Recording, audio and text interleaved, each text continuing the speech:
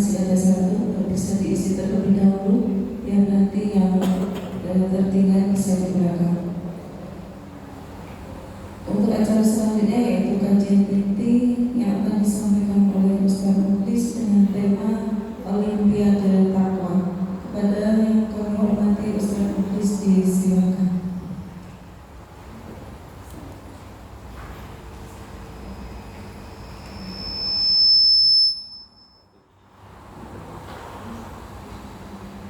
Bismillahirrahmanirrahim. Assalamualaikum warahmatullahi wabarakatuh. Waalaikumsalam warahmatullahi wabarakatuh. Alhamdulillahi wa kafa, wassalatu wassalamu ala nabiyyina al-mustafa wa ala alihi wa sahbihi ahlus sidqi wal wafa. Asyhadu an la ilaha illallah wahdahu la syarika lah wa asyhadu anna Muhammadan abduhu wa rasuluh. Allahumma salli wa sallim ala Rasulillah sallallahu alaihi wasallam wa ala alihi wa ashabihi wa man sara ala nahji wa tamassaka bi sunnati rasuli wa sallama tasliman katsira, amma ba'du. Ittaqullaha haqqa tuqatih wa la tamutunna illa wa antum muslimun. Segenap jamaah pengajian atau kajian Nasihatul Aisyah cabang Kertek rahimani wa rahimakumullah.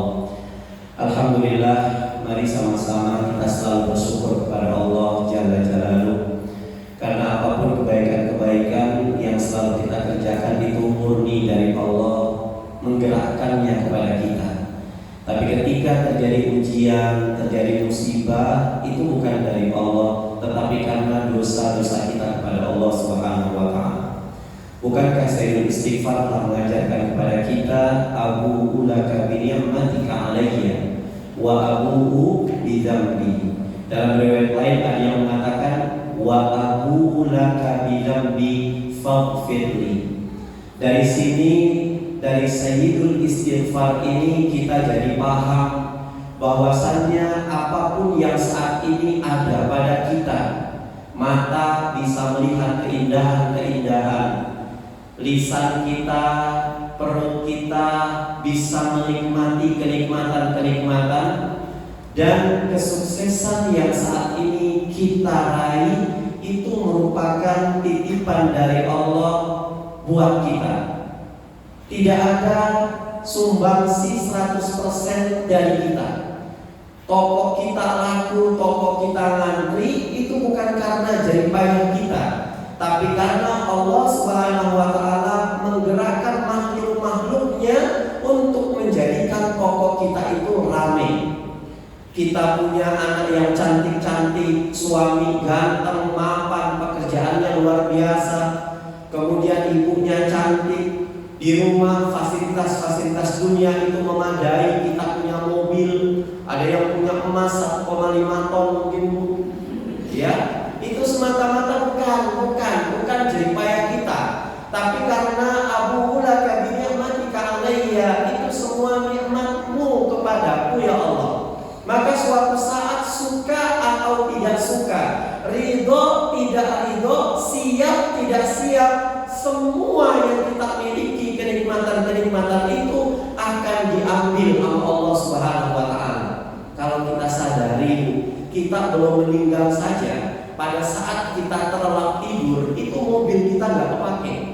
Sertifikat kita yang mungkin bertumpuk-tumpuk, sertifikat tanah, sertifikat ruko, sertifikat pekarangan yang bertumpuk-tumpuk, mungkin ada tingginya 1,5 meter, itu pada saat kita tidur gak manfaat.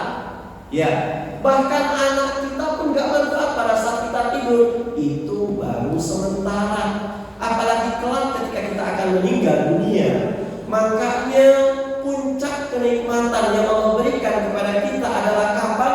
Ketika di penghujung hayat kita mampu mengucapkan kalimat la ilaha illallah atau asyhadu an la ilaha illallah. Investasi yang saat ini berharga itu bukan harta yang kita miliki, tapi anak-anak kita. Saya sering katakan kepada ibu-ibu, kepada anak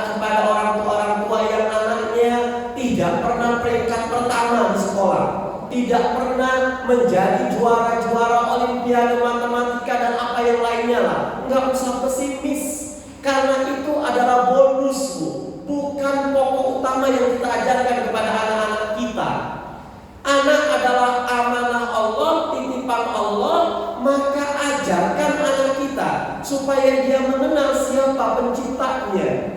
Pada saat kita masuk ke kuburan, pada saat kita masuk ke makam, ditanya oleh Allah dalam pengadilan Qadi Rabbul Jalil, ketika kita ditanya sama Allah, anak kita enggak juara matematika, Allah enggak marah. Anak kita enggak jadi dokter, Allah enggak marah. Anak kita enggak jadi insinyur, Allah enggak marah. Tapi ketika kita memiliki anak enggak punya iman, Allah jejak-jejak kita, Allah cuci kita. Di surat Ambasa diceritakan bagaimana dahsyatnya kita memiliki anak-anak yang ahli Quran, ahli iman, ahli ibadah. فَإِذَا جَاءَتِ الصَّاخَّةُ, maka camkan, kata Allah Subhanahu wa Ta'ala, ketika sangkakala pertama ditiupkan oleh malaikat Israfil atas izin Allah, maka gunung Sindoro, gunung Sumbing Allah benturkan. Matahari, bulan Allah benturkan. Semua porak-poranda di dunia ini hari kiamat ketukan pertama. Ketika sangkakala kedua ditiupkan oleh malaikat Israfil atas izin Allah Subhanahu wa Ta'ala, semua manusia berhamburan. Ngapain mereka? Yauma yafirrul mar'u min akhihi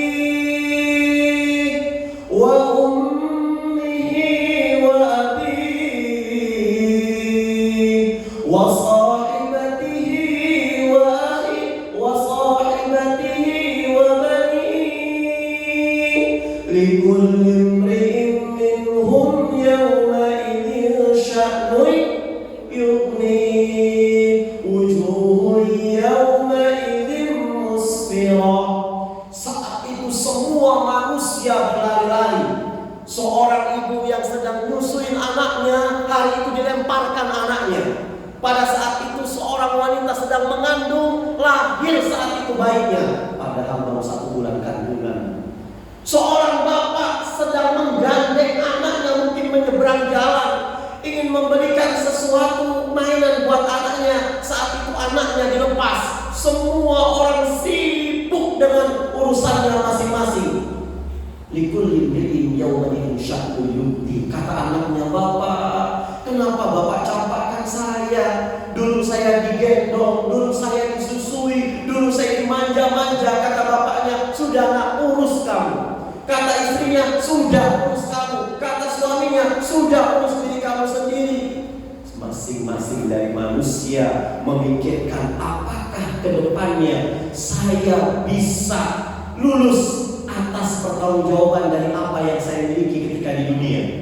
Dibangkitkan semua dalam kuburnya. Saat itu manusia dalam keadaan telanjang. Maka dipanggillah anak-anak yang ketika di dunianya ahli Quran, ahli iman, jamaahnya luar biasa, ngajinya luar biasa, padahal ketika di sekolah nggak pernah peringkat. Dipanggil sama Allah Subhanahu wa Ta'ala, "Sini Asep, sini Muhammad, sini Sulaiman, sini Hendra, sini Ali." Ada apa Allah? Ini ada tajun min adwajil akhirah. Ada mahkota, cari orang tua kamu. Ada sutra, cari orang tua kamu. Ya Allah, orang tua kami lari-larian.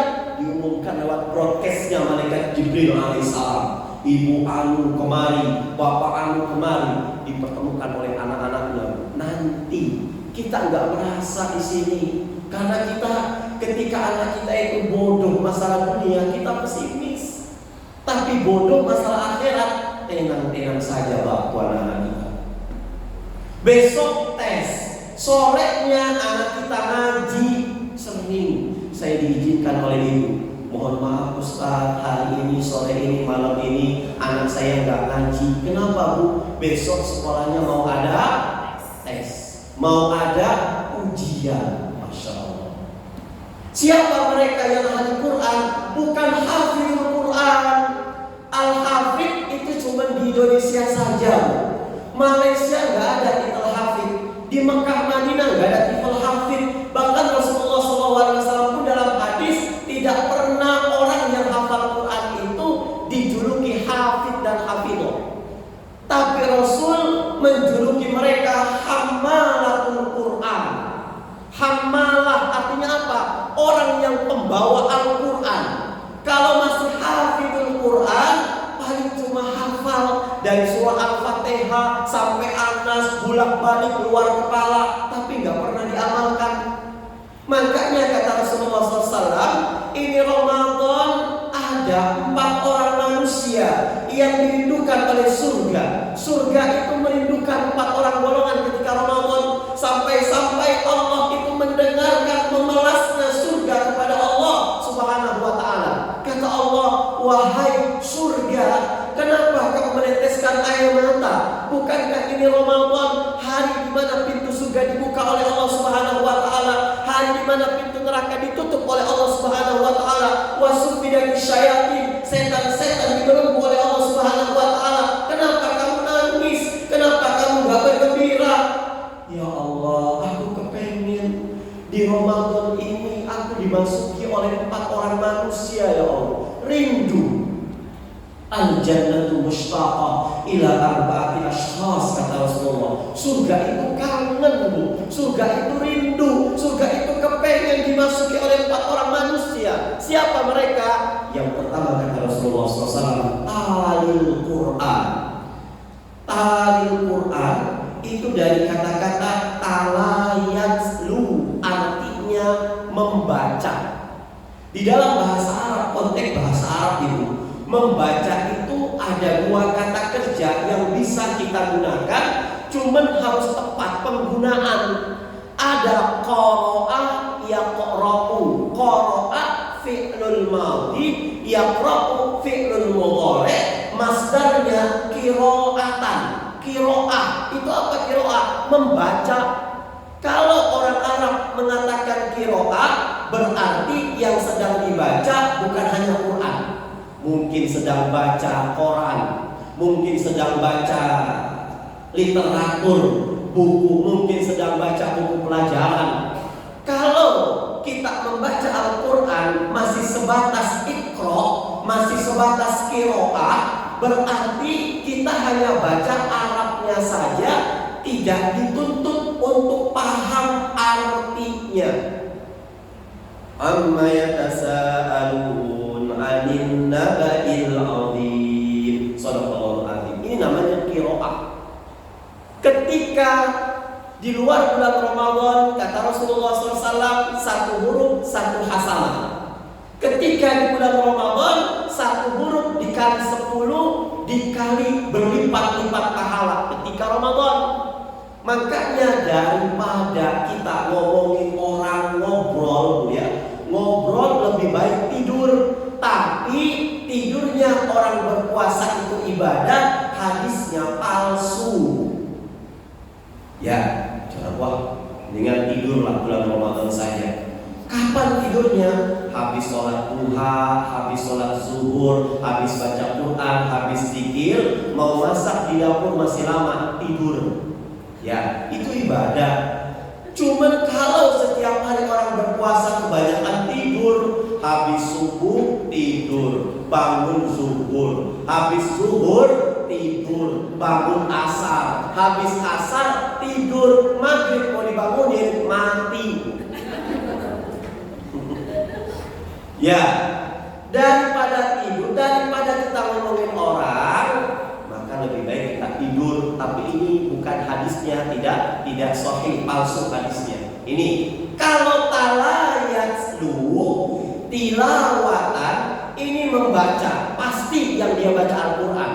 Makanya acara kedua pembacaan tilawah Al-Quran.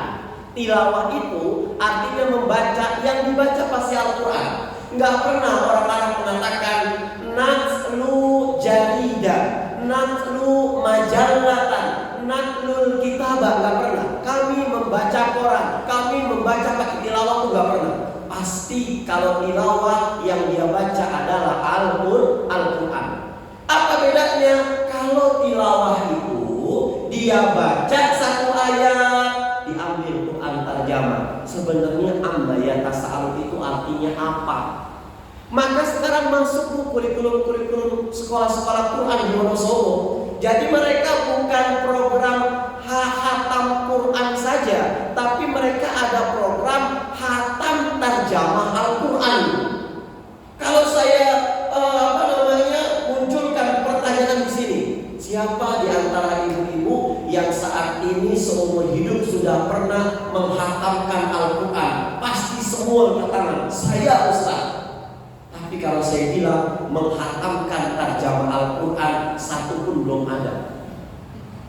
Ya, kita kenapa selalu mengatakan ketika orang baca Quran Allah, ketika baca Quran Allah? Karena kita gak paham artinya. Mana yang bisa dikategorikan Allah, mana yang bukan. Ingat loh, kita kalau zikir hanya membaca Allah, Allah, Allah, Allah, itu bukan zikir. Karena orang Yahudi pun menyebut Allah, ya kan? Orang Nasrani pun menyebut Allah. Tapi kalau kita mengatakan Allahu Akbar, Subhanallah, La ilaha illallah, baru itu zikir. Ketika disandingkan dengan zat dan sifat Allah Subhanahu wa taala, itu namanya zikir.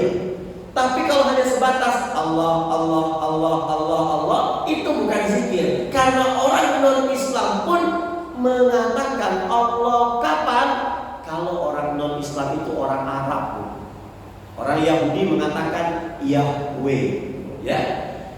Nah, ibu yang dirahmati oleh Allah Subhanahu wa taala, alim Quran, orang yang selalu membaca Quran, memahami maknanya dan mengamalkan.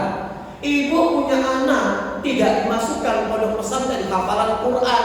Dia enggak hafal 30 juz, tapi cuma hafal surat Al-Ikhlas. Qul huwallahu ahad, Allahus samad, lam yalid wa lam yulad wa lam yakul lahu kufuwan ahad. Paham maknanya ini anak kita. Dijalankan pengamalannya. Ketika ibu masuk kubur, ibu diberikan mahkota oleh Allah Subhanahu wa taala. Kenapa? Karena memiliki anak yang ahlul Quran. Tuh. Kenapa saya katakan ini? Sekarang banyak santri-santri hafal Quran 30 juz, pulang ke rumahnya berbulan-bulan nggak sholat berjamaah. Banyak nggak Bu? Banyak. Kenapa? Karena pada saat pondok hatinya dengan hati emaknya itu nggak nyambung. Uangnya yang dia gunakan untuk pendidikan subhan, uang yang digunakan untuk pendidikan haram, gimana mau nyambung? Jangankan Bu bicara pondok pesantren, bicara anak kita ngaji, kita lagi masih baik dalam janin ya. Saya pernah ngisi di Purbaladi, di Temanggung itu ikatan dokter-dokter. Di sana ada dokter spesialis kandungan Bu. Dia cerita, Ustaz tahu nggak Ustaz? Saya pernah menangani seorang ibu lagi mau melahirkan, itu bukaannya terbuka 1, 2, 3, lamanya luar biasa. Dikasih makanan sama suaminya muntah. Kata saya, coba cek Bapak, tanya sama istri Bapak, makanan yang dia suka apa? Masakan Padang. Ini bukan iklan Ibu. Masakan Padang. Dibelikan sama suaminya, muntah lagi, muntah lagi, muntah lagi. Akhirnya dia ketemu dokter ini. Dokter ini bilang, Mas, yang istrinya ini sedang mau melahirkan. Iya. Oh, dokter siapa? Saya dokter yang menangani. Cerita lah suami ini. Kata dokternya, coba nih pakai uang saya 50.000. Anda belikan masakan makanan yang istri Anda senang. Ya, sudah nggak usah dikembalikan. Masuklah rumah makan Padang, dimakan lahap. Istrinya langsung nebak, ini pasti bukan uang abang. Loh, kamu tahu? Karena setiap masakan dan makanan dari uang abang ini jadi menolak. Karena apa? Tugas pekerjaan suaminya itu malak di terminal. Iya kan? Nggak masuk. Kita kepengen punya anak soleh, tapi orang tuanya salah. Kita kepengen punya anak ahli sujud, orang tuanya sholat fardunya di rumah. Padahal tetangga masjid. Rasul bilang la sholata di jari masjid illa fil masjid. Tidak dipandang sholatnya tetangga masjid, sholat fardunya dia di rumah, padahal dia tetangga masjid. Nggak dapat pahala dari Allah Subhanahu wa taala. Ustaz, gimana kalau seandainya kami sebagai wanita? Nah, jika wanita ada 3 kriteria kita bisa sholat berjamaah di masjid Bu. Yang pertama, kita berjamaahnya jalannya harus dengan mahramnya. Mahram itu siapa? Suami nggak ada, sama anak kita. Anak kita nggak ada, pondok semua, sama tetangga kita. Mahram pertama. Yang kedua, ketika masuk masjid, masuk musola, itu ada pembatasnya. Mana sholat buat pria, mana sholat buat wanita. Kita berangkat dengan mahram, sampai di masjid nggak ada pembatas, pulang daripada timbul fitnah. Ya, hadis yang mengatakan gini hadisnya. Sholatnya wanita itu di ruangan yang tertutup lebih baik daripada di ruangan rumahnya terbuka. Sholatnya wanita di ruang tamunya lebih baik daripada di teras rumahnya. Sholatnya wanita di teras rumahnya lebih baik daripada di luar rumahnya. Tapi Rasul mengatakan jangan pernah para suami melarang istrinya untuk melakukan sholat berjamaah di masjid. Walaupun sholat di rumahnya lebih baik daripada di luar rumah. Nggak ada kata masjidnya. Ya, hadis itu sahih nggak Ustaz? Sahih. Cuman ketika kita mengacu kepada Syekh Al-Imam An-Nawawi, beliau mengatakan perempuan yang disebutkan dalam hadis ini adalah apa? Perempuan-perempuan yang centil ketika di luar rumah.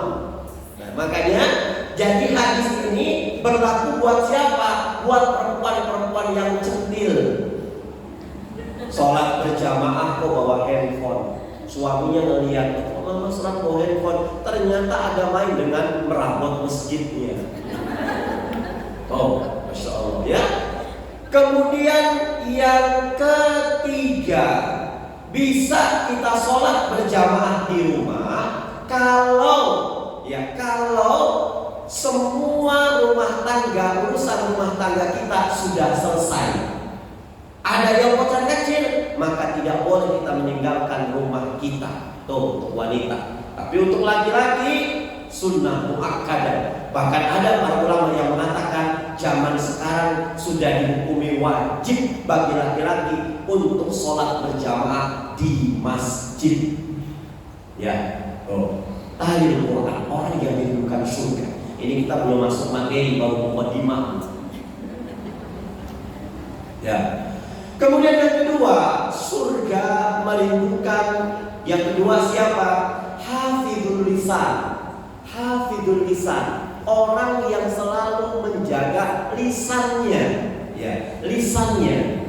Bicara lisan pasti ujung-ujungnya nembak para wanita. Kenapa? Wanita itu hawa, nggak pernah mingkem. Hawa ditanya satu masalah, jawabnya ribuan masalah. Ibu dari mana bu? Saya dari pasar loh. Tahu nggak jam? Tadi di pasar. Padahal ditanya dari mana. Tapi bererot pertanyaannya. Tahu nggak jam? Tadi di pasar. Saya ngeliat Bu RT perumahan kita. Widih, ketika jalan bawa pulang segala macam udah kayak toko emas. Itu wanita. Hati-hati wanita. Orang jadi wanita itu gampang masuk surga. Gampang masuk surga. Yang penting apa? Idza sholatil mar'a khamsaha. Kalau ada seorang istri, ya, dia sholat fardunya selalu diutamakan. Di sini nggak dilihat berjamaah atau tidak berjamaah. Yang penting tepat waktu. Wanita hati-hati, harus tepat waktu karena pada saat ibu mengundur-undur sholat, ini sudah waktu zuhur. Jam 11.52 waktu zuhur. Kata ibu, nantilah. Ketika jam 12:04 ibu mau sholat, keluar tamu tak diundang, dosa saat itu. Nggak ada sekarang keterangannya, dulu nggak ada keterangannya. Sholatnya wanita, sholat zuhur ketika hari Jumat. Nanti waktunya pas bapak-bapak pulang dari masjid. Zaman sekarang jangan nunggu bapak-bapak pulang Jumat dari masjid. Pulangnya lama bu, jam 2. Kenapa? Karena ada nasi bungkus makan siang. Ya, makanya waktu azan berkumandang sholat buru-buru. Idza sholatil mar'a khamsaha. Kalau seorang wanita, seorang istri sholat 5 waktunya dijaga. Kemudian wasomat syahroha, dan puasa Ramadannya dijaga. Ada wanita yang Ramadannya puasa full sampai 30 hari. Jangan bicara monopos ya. wa hafizat farjaha. Dalam riwayat lain wa hafizat furujaha. Kemudian dia menjaga kehormatannya, kehormatan suaminya, kehormatan dirinya, kehormatan anak-anaknya, kehormatan ibu bapak mertuanya, kehormatan ibu bapak kandungnya. Yang keempat ini kadang-kadang gak bisa untuk kita patuhi. Wa aqonat zaujaha. Dia taat kepada suaminya. Qila laha udkhuli jannati min ayyi abwabil jannati syi'ti. Maka kalau empat-empat ini dikerjakan oleh wanita, oleh seorang istri, maka dikatakan oleh Allah, masuklah kamu ke dalam surga dari pintu yang mana kamu suka. Saya mau garis bawahi wa aqomat jauzaha. Taat sama suami. Kadang-kadang kita merasa kita itu benar, padahal salah. Mas, iya mas, besok itu qadarullah ayamul bid 13, 14, 15. Mama insya Allah mau puasa. Terlebih anak kita di pondok lagi ujian. Mama kepengen nyupport mereka dari rumah pakai doa, pakai amalan-amalan. Di antaranya sama yaumul bid. Siap mah, insya Allah bapak gak ikut puasa. Cuman bapak mau nemenin mama. Sahurnya, sahur ditemenin. Ini baru hari pertama loh, sahur ditemenin. Besoknya suaminya ternyata dapat tunjangan uang cash dari direktur perusahaan. Jam berapa tuh? Jam 10 pagi. Ma, kenapa? Nih video call di ruangan kantornya. Misalkan bunyi, ini kita bayar-bayar saja. Ma, tuh ma, apa ma? Uang ma 500 juta. Dari siapa pak? Tadi jam 8 itu bapak direktur masuk ke ruangan, katanya ini hasil penghargaan buat bapak karena loyalitas bapak di sini luar biasa. Halal nggak pak? Insya Allah halal mah. Ya halal. Terus gimana pak? Nanti jam 12 papa mau izin sama orang kantor, papa mau ajak mama ke Jogja untuk milih toko emas, bukan emas mah, toko emas kita beli. Ya, toko emas kita beli. Cuman mah, ini kan papa tahu mama lagi puasa, batalin ya puasanya. Nanti kita mampir makan siang. Ini papa nggak mau makan di Wonosobo lah, kita cari restoran termahal di daerah Jogja, kita makan di sana. Loh, papa kayak nggak tahu saja. Kan mama lagi puasa. Iya, papa tahu, cuman batalin. Gimana ya pak? Sayang loh pak. Kita dari Wonosobo misalkan jam 1 ke Jogja sudah jam 3. Kemudian kita keliling-keliling kantor segala macam maghrib. Nanti kan kita bisa makan maghrib. Karena papahnya gak bisa, ya sudahlah, kecewa bapak, ya sudah terserah saja. Akhirnya sampai Jogja maghrib dia makan, dapat tuh pahala, cuman pahala sunnah. Ibnu Qayyim al-Jauziyah mengatakan seorang hamba Allah yang melakukan amalan soleh sunnah itu nggak dapat pahala 100%, dapatnya 70 sampai 80%. Tapi dia meninggalkan amalan wajib yaitu perintah suami min 100%. Yuk kita matematikakan, 80% diambil min 100% jadi 100%. Setan bilang suami kamu yang nggak punya otak ya. Kan tahu, saya kamu lagi puasa, ditemenin sahur, sudah jangan didengerin tuh. Hati-hati, ya hati-hati. Ustaz, apakah kalau datang ibu bapak mertua saya ke Wonosobo, itu saya harus wajib melayani ibu bapak mertua? Gak wajib, gak ada keterangannya seorang istri berbakti melayani ibu bapak mertua itu gak ada. Syekh Shalih Fauzan Al-Munajjid itu mengatakan gak ada. Baktinya dia kepada ibu mertua karena memang suruhan suaminya. Kalau dia bakti dia kepada bapak ibu mertua tanpa direstui oleh suami, dosanya. Makanya seorang suami dia tidak adil dengan istrinya, bikin kezaliman, malapetaka terjadi dalam rumah tangganya. Ya hafizul lisan, orang yang menjaga lidahnya. Dalam kitab Bulughul Maram menceritakan, ya Rasulullah, aku punya tetangga seorang wanita ya Rasulullah, tertutup aurat, bercadar, berburda, pakai nikab ya Rasulullah, nuker gas tabung 3 kilo saja ke warung, itu rapetnya minta ampun ya Rasulullah, ngajinya 100% sempurna, sholat malamnya luar biasa, tapi ucapannya selalu Di mana letak wanita ini? Kata Rasulullah, hiya finnar, dia dalam neraka. Sebaliknya ada seorang wanita yang auratnya biasa-biasa saja ditutup sesuai dengan syar'inya, ngajinya juga biasa, baca Qur'annya juga biasa, di rumahnya juga biasa. Cuman ya Allah, kata-katanya santun. Di mana dia? Dia di dalam surga, kata Rasulullah SAW. Hafidhul lisan.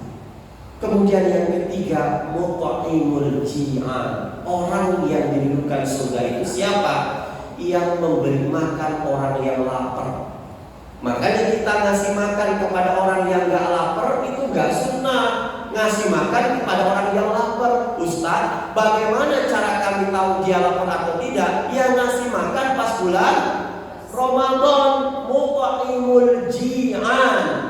Makanya ada sunnah Rasulullah SAW, kalau kita diberikan takjil dari kata-kata ajala, muajil, takjil artinya menyegerakan, bukan makanannya. Makanannya itu namanya futurun. Makanya salah, makanan takjil. Apa makanan takjil? Di Arab makanan takjil itu nggak ada. Tapi di Arab kalau makanan buat takjil itu namanya futur, sarapan, breakfast, ya kan? Makanya kalau di Ramadan itu yang namanya futur itu ditarik dari pagi ditarik ke maghrib. Makanya dari futur berubah menjadi iftar. Makanya zakatul fitri bukan zakatul fitrah. Zakatul fitri, kenapa zakatul fitri Ustaz? Zakat yang dikeluarkan oleh orang-orang yang mampu berupa makanan pokok agar orang fakir miskin di sekitarnya fitri, berbuka di satu Syawal. Itu fitri namanya, bukan fitroh. Yang benar itu fitri. Makanya makanan buat batalin puasa namanya iftar. Kenapa bukan futur? Karena ditangguhkan. Harusnya kita kan makan pagi jam berapa Bu? 6:30, ba'da subuh, ya kan? Tapi di Ramadan itu makannya diundur jadi ba'da maghrib pas azan. Nah sifatnya namanya takjil, makanannya namanya iftar karena ditangguhkan dari futur menjadi iftar. Orang yang diberikan iftar kepada orang-orang yang memberikan, dia harus berdoa kepada Allah dengan doa Rasulullah SAW. Apa doanya? Allahumma at'im ma yut'imuni. Ya Allah, kasihlah makanan kepada orang yang telah memberikan aku makan. Wasqi man saqani. Dan ya Allah, berikan minum kepada orang yang telah memberikan minum. Ini orang yang menerima takjil. Mut'imul ji'an. Tidak ada orang yang pernah rugi, orang yang berbuat takjil. Ustaz mohon maaf, saya nggak pernah melakukan takjil Ustaz, nggak pernah memberi makan orang berpuasa. Memang di rumah ibu ada siapa saja? Saya, suami, kemudian ada anak-anak 2, tapi ada anak saudara. Itu anak saudara diberikan makanan oleh ibu, ya, bukan di luar-luar saja. Di rumah juga kalau ada orang lain, anak kakak kita, ada orang tua kita, ada ibu bapak mertua kita ngasih makan pada bulan puasa.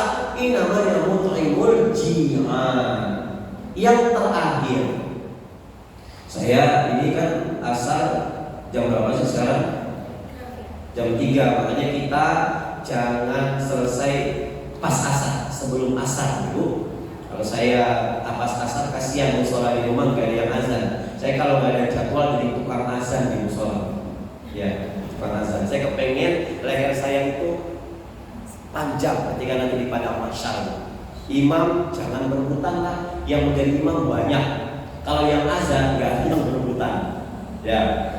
Kemudian yang keempat, walladzina shaimuna fi syahri Ramadan. Orang yang puasa di bulan Ramadan. Ini kita masuk di temanya. Ramadan, setiap hari kita selalu bertemu dengan Ramadan. Hati-hati. Ada yang usianya 40 tahun, ketemu Ramadan sudah 40 kali. Orang yang usianya sudah 40 tahun, berarti lonceng kematian sudah ditiupkan 1 kali. Yang kedua kapan? Usia 50 tahun. Kalau orang sudah usia 40 tahun, masih dablek masalah dunia, nggak dablek masalah akhirat, dipertanyakan. Orang kalau 40 tahun udah masa-masa dewasa, yang dipikirin bukan dunia. Dunia dipikirin 12 level, akhirat 13 level lebih tinggi, 40 tahun. Nah, orang yang usianya 50 tahun bertemu dengan Ramadan pun 50 tahun. Tapi tahukah ini?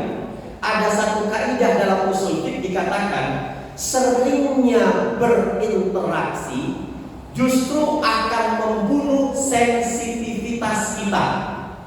Seringnya bertemu dengan Ramadan, jangan sampai Ramadan itu menjadi bumerang buat kita. Seringnya ketemu, kita sudah gak ngepek lagi dengan sesuatu yang kita temui. Contoh, simbahnya di Wonosobo, cucunya di Kalimantan, ada yang di Sumatera, mungkin ada yang di Bogor, ada yang di mana. Itu lebaran mereka ketemu, itu kangennya luar biasa. Kenapa? Zurhibban tazdad hubban. Seringnya, jarangnya kita nggak bertemu dengan cucu atau simbah, nambah simbah itu kangen mau ketemu. Jadi nuansa Ramadan, nuansa Idul Fitri betul-betul bermakna, saling kangen-kangenan. Tapi kalau setiap hari tidurnya bareng simbah, ya, tidurnya makannya bareng simbah, lebaran mereka ketemu udah nggak ngepek lagi. Ya. Makanya kalau seandainya Ramadan tahun 2023 ini adalah Ramadan yang ke-45 misalkan kita bertemu, kita salah menyikapinya, maka jangan-jangan Ramadan menjadi mimpi buruk kita di hari kiamat nanti. Contoh, nah kadang-kadang suka bawa jamaah-jamaah umroh, apalagi mereka yang baru pertama kali melihat Ka'bah, masuk Masjidil Haram, kemudian naik eskalator, pas ke atas melihat Ka'bah, mewek, Bu, tahu mewek? Nangis dia. Baru pertama melihat Ka'bah, ya Allah Ustaz, ini mimpi atau enggak Ustaz? Sampai-sampai dia bingung, Ustaz, ini saya mau ngapain? Lah, kan di Indonesia dulu, di Indonesia kemarin kita sudah manasik, Bu. Kok bisa lupa? Lupa, Bu, bukan lupa, tapi karena ibu salah tingkah, karena bingung baru pertama kali melihat Ka'bah. Hari pertama izin, Ustaz, mohon maaf, karena saya baru melihat Ka'bah malam ini, saya nggak mau pulang ke hotel, Ustaz. Ngapain? Saya mau nginep i'tikaf di depan Ka'bah sama suami. Mau ngapain, Bu? Mau tawaf sunnah, mau baca Quran, mau sholat di sini. Kata saya, alhamdulillah, maklum baru pertama kali melihat Ka'bah. Malam keduanya baru mau disuruh pulang. Bu, Pak, sudah ya, kita di hotel sudah bayar loh rugi. Belum lagi cuaca di sini beda dengan kondisi Bapak yang mau pulang.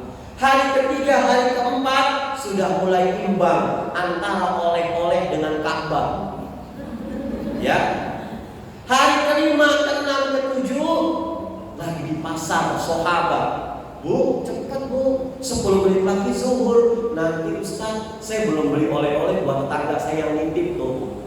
Kenapa? Karena sensitivitas sudah mulai berkurang, sudah sering bertemu dengan bulan Ramadan. Makanya nggak heran para pedagang-pedagang di ring pertama di Masjidil Haram, orang-orang Arab asli Mekah, dia tidur di sana. Itu ketika azan berkumandang, tokonya tutup, Bu. Tapi di mana dia sholatnya? Di depan Ka'bah. Di mana? Di depan toko mereka. Padahal Ka'bah kelihatan. Kalau pengesok dia jalan nyampe. Tapi kenapa dia nggak mau sholat di depan Ka'bah? Karena sudah biasa. Padahal orang Wonosobo mau sholat di depan Ka'bah 30 juta harus keluar, 40 juta harus keluar. Orang Arab asli nggak mau sholat di sana. Karena apa? Sensitivitas sudah mulai berkurang. Makanya kalau rasa sensitivitas ini terjadi pada Ramadan tahun 2023, kata Rasul, celaka Anda, kelewatan Anda, kata Rasulullah. Rasul itu lisannya santun, Bu. Rasul itu jangankan kepada orang Islam, kepada orang non-Islam menunjukkan sikap sopan santunnya, nggak pernah sumpah serapah. Dibuktikan pada saat menebarkan dakwah di Taif, nggak diterima sama orang-orang Taif,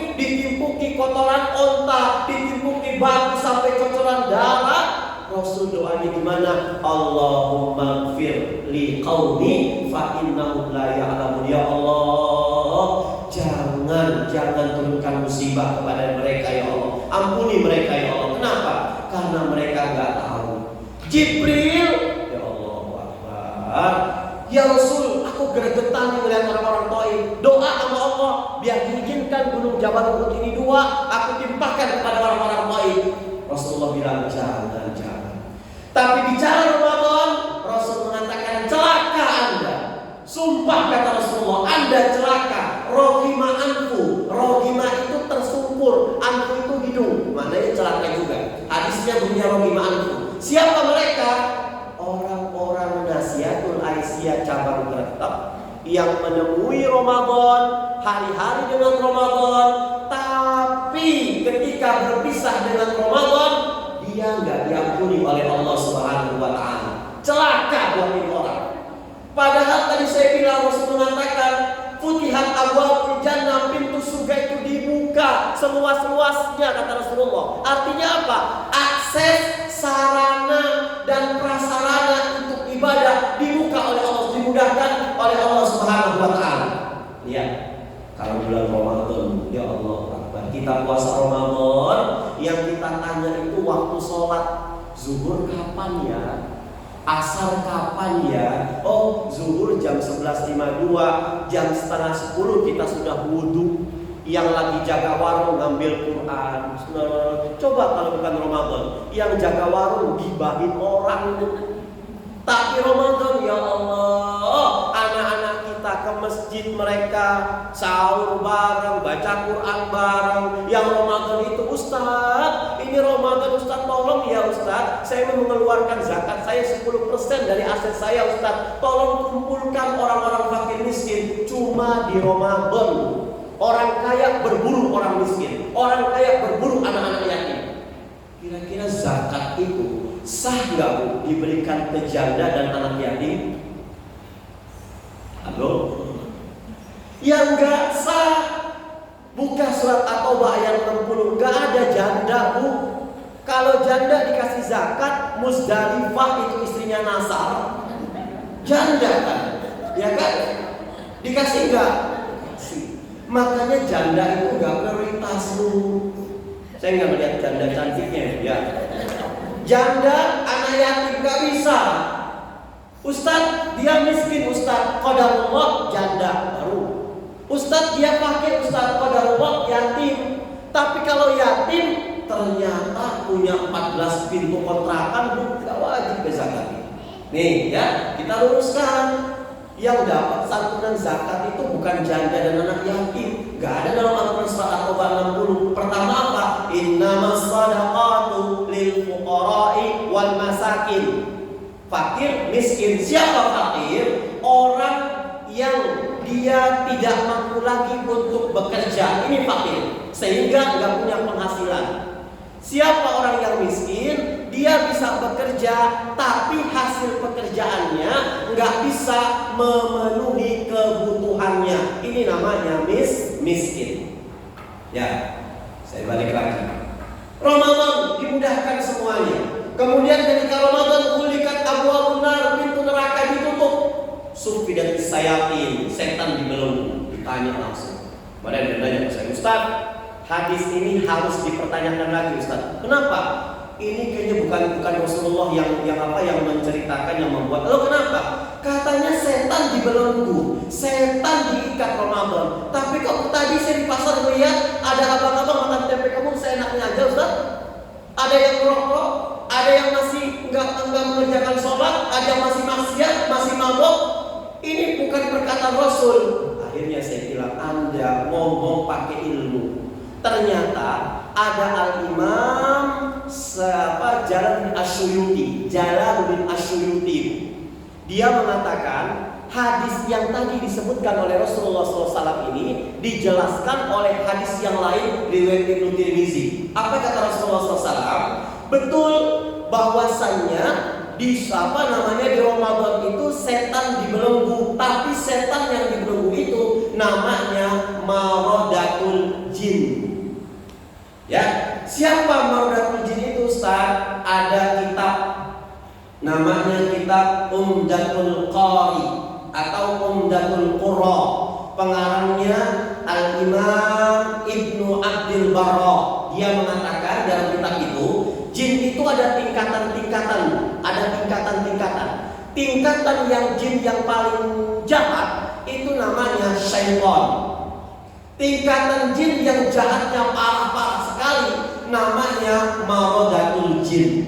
Jadi istilah kita marodatul jin ini adalah setan-setan kelas kakap, setan-setan kelas berat, mafia-mafia setan. Jadi dari hadis ini kita bisa menyimpulkan di Ramadan itu yang diikat, dibelenggu oleh Allah Subhanahu wa taala itu setan yang kelas kakap. Setan yang kelas bulu, yang kelas batang, yang kelas ringan, yang kelas teri itu dilepasin. Hanya para ulama mengatakan di Ramadan ini enggak semuanya kemungkaran itu enggak ada. Ada kemungkaran-kemungkaran, cuman diminimalisir. Ya, kalau ada kemungkaran enggak sebanyak selain bulan Ramadan. Kalau ada kemungkaran yang berbuat dosa pun dia melihat kiri kanan, mau mabuk kiri kanan, ngumpet-ngumpet, mau plesir ke pantai. Apa iya ada orang wisata ke pantai itu Ramadan? Gak ada. Lihat televisi ketika bulan Ramadan, ada kuliah subuh, mau maghrib ada kultum maghribnya, artis-artisnya mau Islam mau gak Islam pasti yang cewek pada pakai jilbab, masya Allah. Yang penting Ramadan harus betul-betul semangat kita. Kita kenapa umat Islam ini tidak semangat? Karena kebanyakan makan Indomie instan. Ya, iya. Dulu itu nyanyian dari Sabang sampai Merauke berjaga pulau-pulau, semangat. Masuk Indomie instan dari Sabang sampai Merauke. Ya, jadi lemes kita, kebanyakan makan Indomie. Masya Allah, bukalah dengan yang manis-manis. Akhirnya salah kaprah, nggak punya korma, makan kolak, nggak punya korma, makan teh manis. Ustaz Zainul Akbar bilang Anda puasa, kemudian bukanya sama teh manis, lagi habis nasi segala macam, hilang semua vitamin, dihapus sama siapa? Sama teh manisnya. Kalau nggak ada kurma, ngambil air putih, Bu. Jangan ketipu iklan.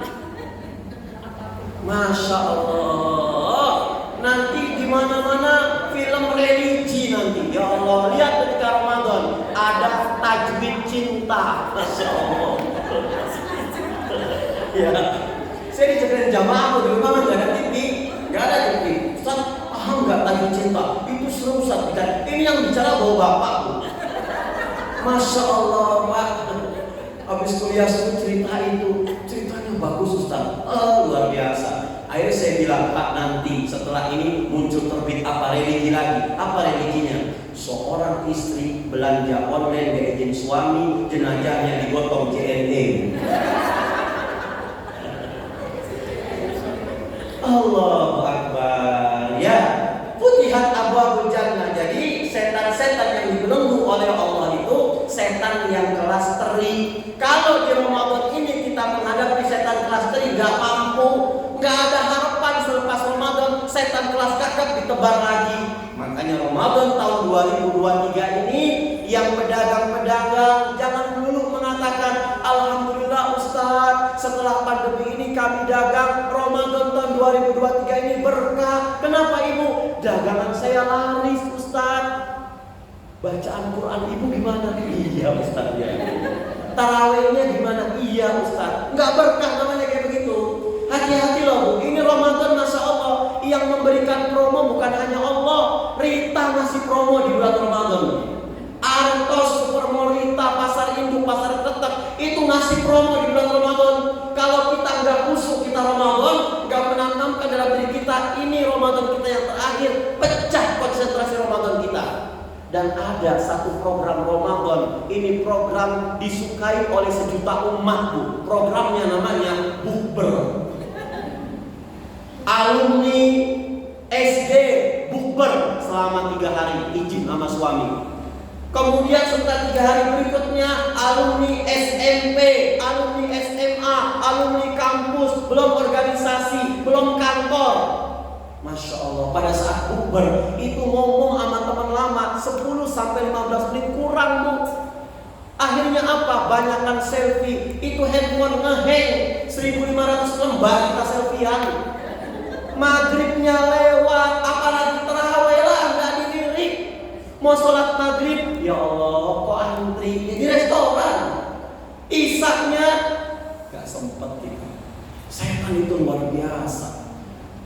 Ketika malam besoknya mau malam takbiran, lihat masjid dari hari pertama mengalami kemajuan.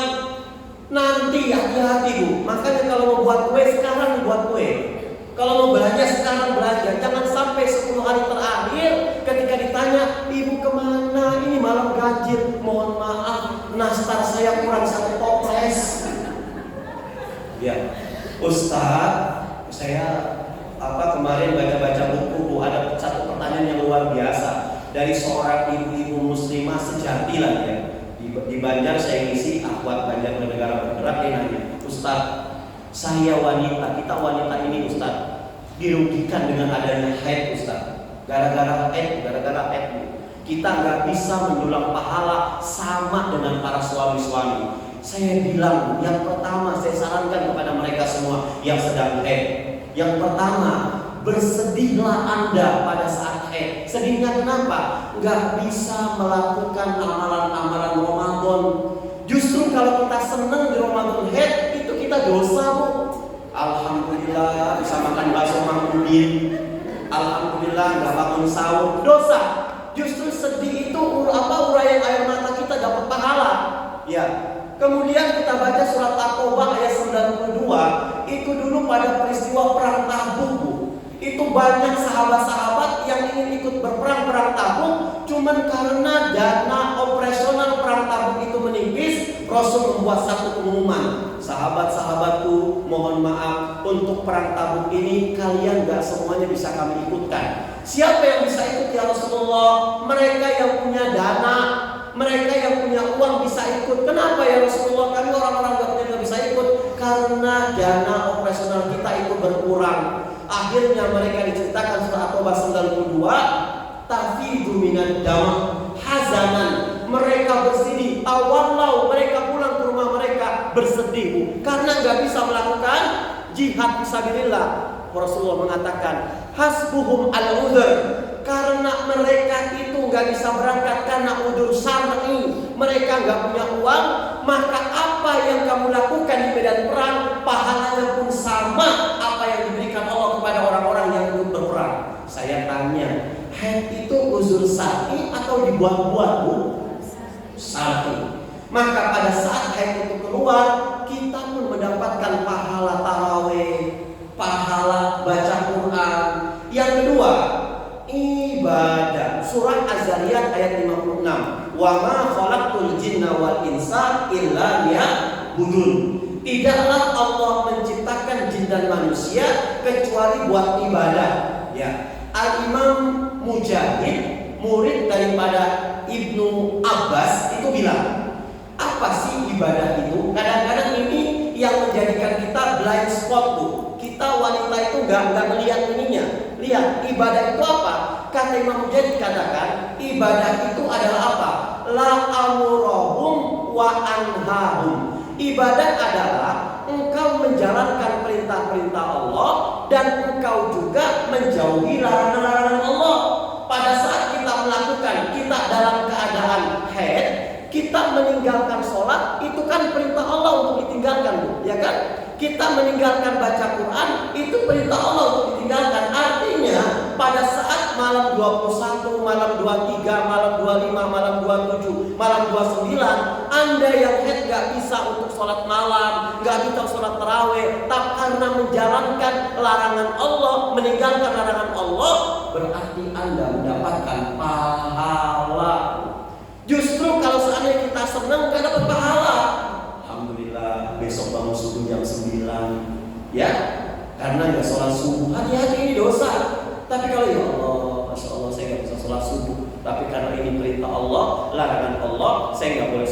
nggak boleh puasa, nggak boleh pegang Quran, ya sudah saya jalankan. Maka ibadah itu bukan hanya menjalankan perintah-perintah Allah, tapi ibadah juga meninggalkan larangan-larangan Allah. Kemudian yang ketiga, saran buat mereka yang sedang haid, ketika Anda sedang sedih, move on. Move on kemana? Cari ibadah-ibadah yang diperbolehkan pada saat Anda haid. Apa?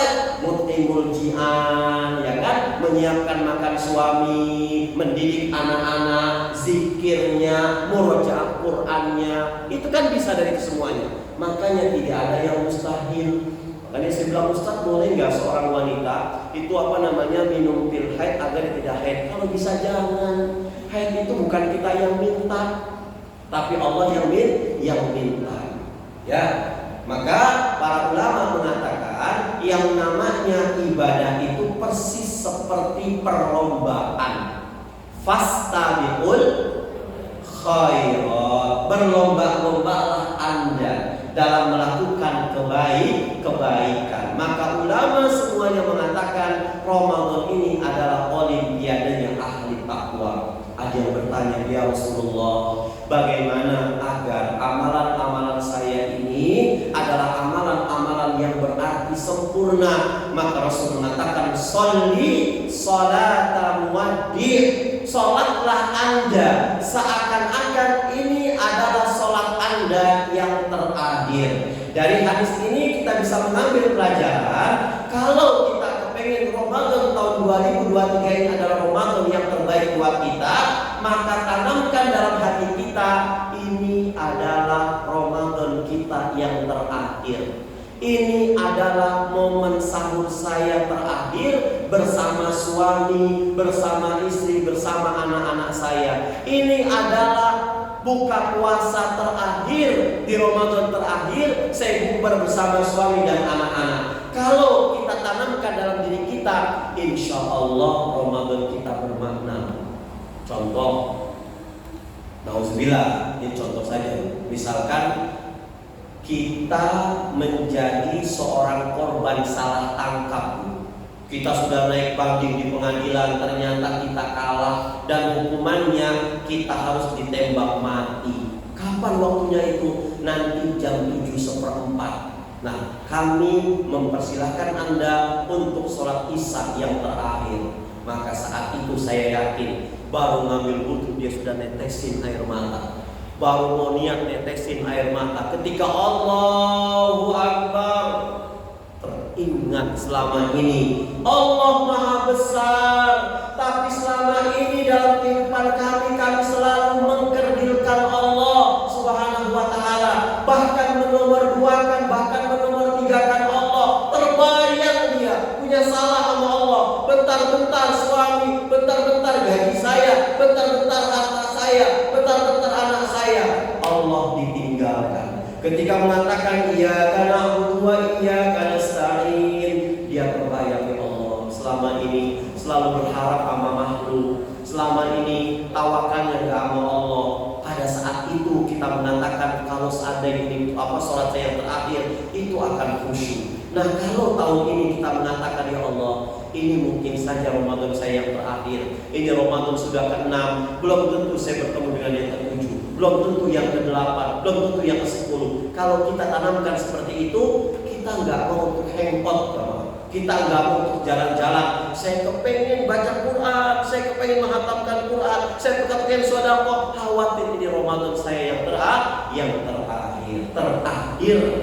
Yang saya sampaikan, pertama, kalau misalkan ibu menjumpai suami habis makan sahur, qadarullah, ada Black Forest, ada lapis legit yang 1.500 perutnya minta ampun. Ibu tak lupa untuk ditata lagi. Suami berangkat kerja karena jam 7:30, bangun jam 7:10, mandi segala macam cepat-cepat, turun ngelihat ada lapis legit, dimakan sama suami karena lupa. Ibu bilang, Mas, puasa, padahal lapis legit masih di tenggorokan. Ya, 1.003 yang perutnya minta ampun. Ya, pokoknya habis makan lapis legit ini kalau nggak minum batuk-batuk. Maka agama mengatakan jangan dimuntahkan. dimuntahkan membatalkan puasa Anda. Terus gimana Ustaz? Ambil air kemudian minum untuk menggelontorkan lapis legit ini. Ya, sebaliknya ini ilmu loh. Tapi jangan mentang-mentang ada hadis ini, ibu mau minum milih kopi apa teh manis, jangan.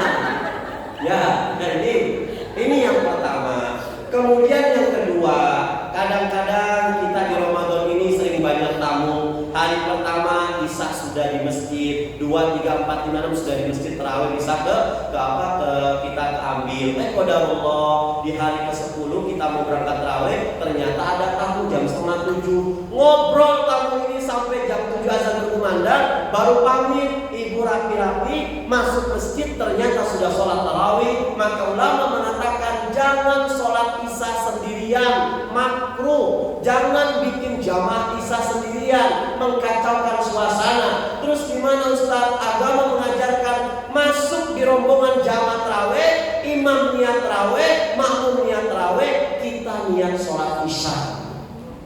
Ya, pada saat imamnya sudah Assalamualaikum warahmatullah, Assalamualaikum warahmatullah, ibu melanjutkan sholat Isyanya rakaat ketiganya.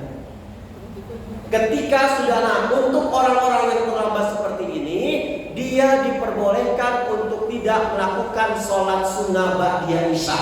Ya, padahal ulama dan hadis mengatakan sempurnanya qiyamul lail itu kalau didahului dengan ba'diyah Isya. Banyak di kampung-kampung sholat qiyamul lail, sholat tarawih tanpa ba'diyah Isya. Nah, buat orang yang masuk, buat mereka boleh tidak melakukan sholat sunnah ba'diyah Isya. Ini masbuk. Dan masbuk juga ada caranya. Kalau ibu masbuk, maka caranya ajarkan ke suami kita. Kalau selama ini cara kita salah, gimana caranya? Kita masbuk, nyoel dulu, mam ikut ya mam, Allahu Akbar. Ini nggak boleh, ini mengganggu orang sholat. Bolehnya gimana? Kita niat dulu Allahu Akbar, baru dicoel. Yang sudah kan enggak, kita nyoel dulu baru sholat. Masbuk yang benar Allahu Akbar, baru kita nyoel. Ibu nggak usah, weh ikut ya, nggak ikut ya, nggak usah gitu. Tapi langsung ibu zaharkan suaranya Allahu Akbar. Itu sudah klub, berarti dia menjadi makmumnya saya. Wallahu a'lam bishawab. Ini waktu sudah 2:30. Monggo ada 10 menit, 5 menit lah yang banyak-banyak. Kalau ada pertanyaan.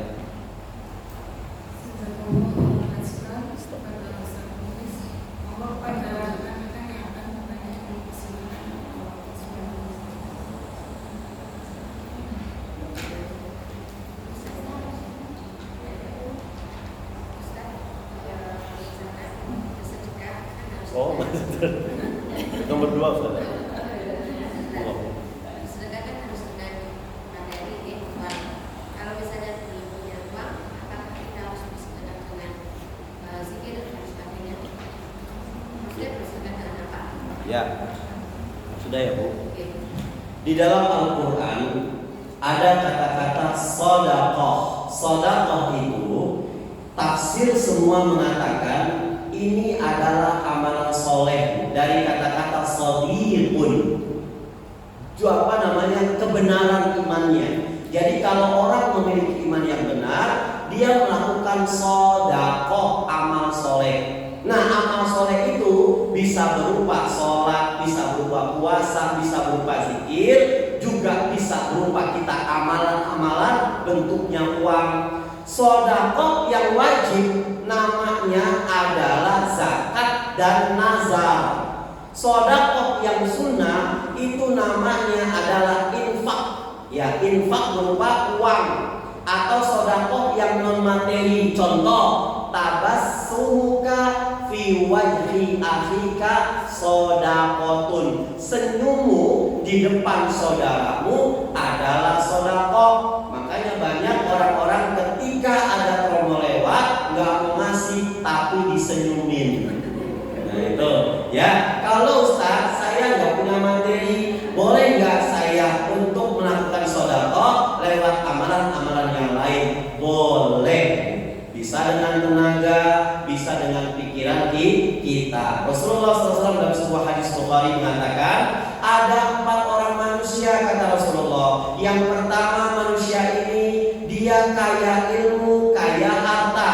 Yang kedua, dia kaya ilmu, miskin harta. Yang ketiga, dia kaya harta, miskin ilmu. Yang keempat, dia miskin harta, miskin ilmu. Nomor 1 dan nomor 2 ini orang beruntung. Nomor 3, nomor 4 ini orang beruntung. Nomor 2 yang punya ilmu gak punya harta, iri kepada nomor 1. Ya Rasulullah, aku kepengen loh seperti orang nomor 1. Dia ilmunya kaya, hartanya juga kaya. Mungkin seandainya aku memiliki harta yang banyak, aku pun bisa melakukan apa yang nomor 1 lakukan. Kata Rasulullah SAW, hum fi ajri sawa. Mereka itu ketika melakukan amalan mendapatkan pahala yang sama. Gitu nggak Bu?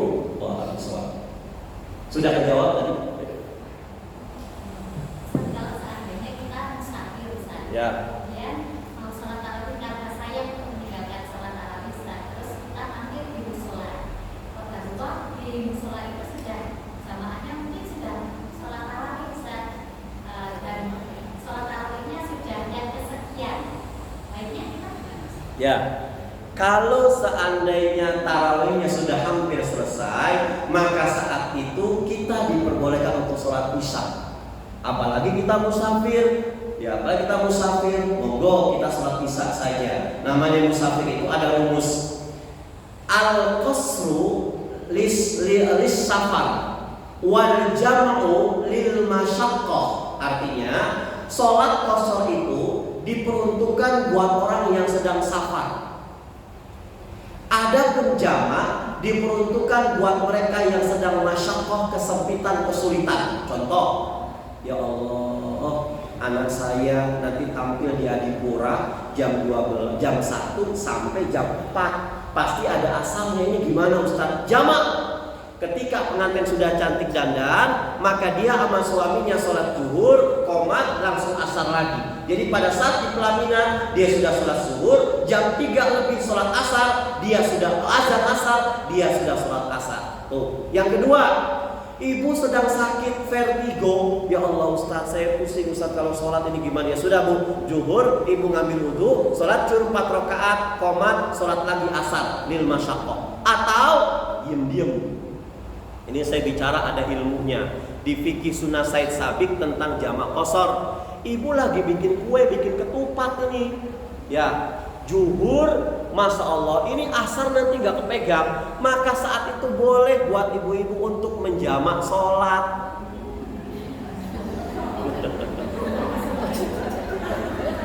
Untuk menjamak sholat boleh. Cuman jangan dianggap remeh. Yang boleh mengerjakan yang sudah punya ilmunya. Siapa Ustaz? Kita ini kan sudah ngaji. Ibu ada buku kitab Bidayatul Mustahid wa Nihayatul Muqtasid.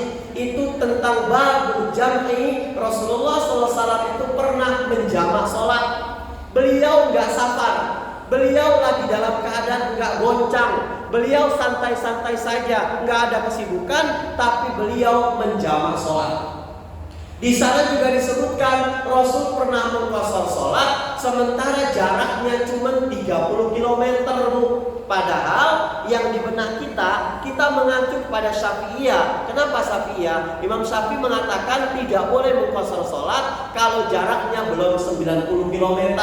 Tapi di sini Rasulullah pernah mengqasar sholat sementara jaraknya cuma 30 km. Wonosobo Temanggung 30 kilo. Wonosobo Banjar, Kelampok, Purbalingga 30 kilo, Magelang 60 kilo. Ibnu Qayyim bilang, Anda itu sudah keluar rumah, maka Anda boleh untuk melakukan jamak qasar. Yang penting tahu ilmunya. Ustaz, saya itu alhamdulillah Ustaz, walaupun saya di perjalanan, saya nggak pernah mengqasar sholat Ustaz. Saya nggak kurang sempurna, saya kurang yakin. Memang kenapa Bu? Saya kan punya mobil Ustaz, yang nyetir saya. Kalau nanti zuhur saya berhenti, asar saya berhenti, maghrib berhenti. Gus Baha bilang, kalau Anda seperti itu, Anda sombong sama Allah. Contoh, Anda sudah sholat zuhur di Banjarnegara, Anda mau ke Brebes. Di Banjarnegara Anda sudah musafir, kenapa nggak mau ke asar? Anda sombong karena punya mobil. Ternyata belum sampai Purwokerto, Anda tersesat di dalam hutan, mobil Anda kempes, mogok, sholatnya nggak sholat dosa saat itu. Atau Anda kecelakaan, langsung naik banding, ya Allah, aku belum sholat asar, ya Allah, kenapa engkau matikan? Kata Allah, kamu sih dikasih rukhsah hadiah dariku, kenapa nggak mau ngambil? Itu loh yang paham ya. Jadi hadiah dari makhluk saja kita sunnah mengambil. Yang penting kita jangan minta, apalagi pemberian dari Allah. Allah a'lam bishawab.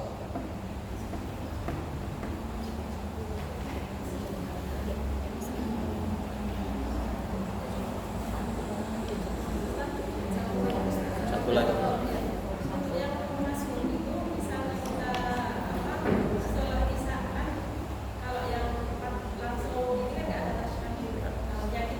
Ya, ambil yang satu rakaatnya saja. Yang penting saat itu rumusnya jangan sholat isya munfarid sendiri. Kalau yang imamnya 4 salam, ini riwayat Ibnu Abbas. Ibnu Abbas itu selama 13 tahun itu bersama Rasulullah SAW. Rasul itu beliau lihat sholat qiyamul lailnya 4 salam. Ini riwayat Aisyah, 4 salam riwayat Aisyah. Kalau riwayat Ibnu Abbas masna. Cuma Rasulullah mendahului dengan sholat sunnah 2 rakaat. Ini saya dapatkan sholat sunnah 2 rakaat ini cuma di Wonosobo.